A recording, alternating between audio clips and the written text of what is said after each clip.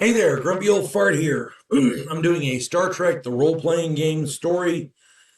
Uh, I'm calling this one Going Rogue. Before I get into this though, I'm still suffering from my voice is still messed up from that viral thing, the creeping crud or whatever the hell it is. And so it's going to be cracky and weird and I'm going to cough and I apologize in advance. Before I get into the video, if you enjoy my content, it would really help me out if you could hit the like button, subscribe to my channel, share my content on all of your social media platforms, and post a comment or two. Remember, I welcome your comments, even if you disagree with me. And check me out over on Rumble for my political commentary and weekly current events. If you enjoy a good book, check out my author page on Amazon.com. My pen name is H.L. Anderson. You can find all of my books there, including the two on the screen, Vanguard 1 and Task Force Terminus. Those are the first two, and I'm working on the third one now. It's called the Devo Poland Chronicles. It's space warfare. It's kind of a study of humanity from an alien perspective. If you enjoy a good story with action, adventure, and interesting characters, there you go. I have other books on there as well, so check out my author page, H.L. Anderson, there on Amazon.com, and I hope you find something you like. I hope you enjoy it. All right, Going Rogue. I was running a game of Star Trek, the role-playing game, years ago. I had 5 players. The commanding officer was Earl, the XO was Larry, tactical officer was Mark, senior bridge command specialist was Tim, and the chief engineer was Kevin.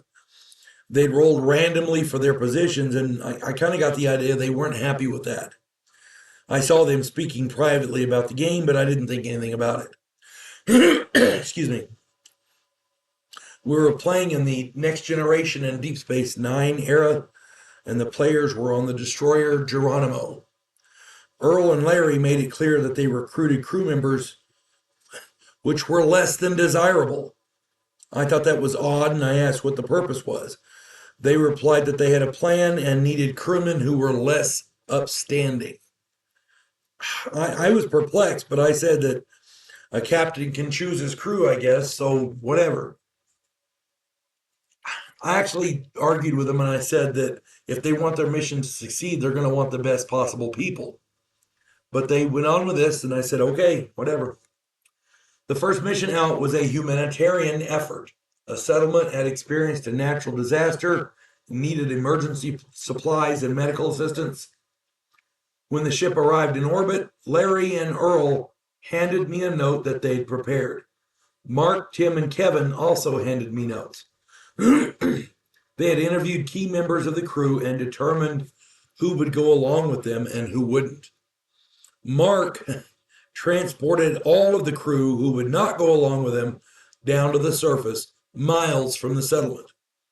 Once that was done, he then transported the long-range communications gear from the settlement to the surface, or to the ship. I was surprised and a bit confused, but Earl explained that they all had agreed on this plan and that they needed a modern warship, completely supplied and crewed, and their plan was to go have fun with it.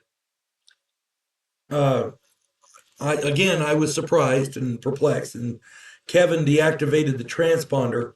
He changed the prefix code and altered the ship's warp signature so it could not be tracked. They actually changed the ship's name to the Rogue. Thus began a year-long campaign of smuggling and piracy, the likes of which I had never seen. They smuggled anything and everything under the sun for whoever had the credits to pay. They specialized in arms and slaves. They acted as enforcers for local warlords. Basically, anyone who could pay them what they asked, they would do jobs for. And they weren't picky about the jobs. Anyone who recognized them died because they had a fully functioning starship, a destroyer, photon torpedoes, quantum torpedoes, phasers, the whole 9 yards. The debauchery and hedonistic behavior surprised even me, as I didn't think that these guys were capable of this kind of thing. And they were good at covering their tracks. Kevin was brilliant. I miss Kevin. Kevin died recently of cancer, and I feel I miss him. He was a really good player. It took almost 10 months for Starfleet to even figure out where the hell they were operating. It took another 2 months for Starfleet to be able to muster enough firepower and find them and be able to stop them. When they did finally destroy that ship, the command crew, you're going to love this, were already long gone with their ill-gotten booty. Tim's character had taken skills to allow him to invest their money and multiply it in a short period of time. Within 6 months, they owned their own moon and had assumed new identities. While I wasn't happy about their choices, I had to admire their capabilities, planning, and teamwork. I mean, they did a good job. They were very good at being bad.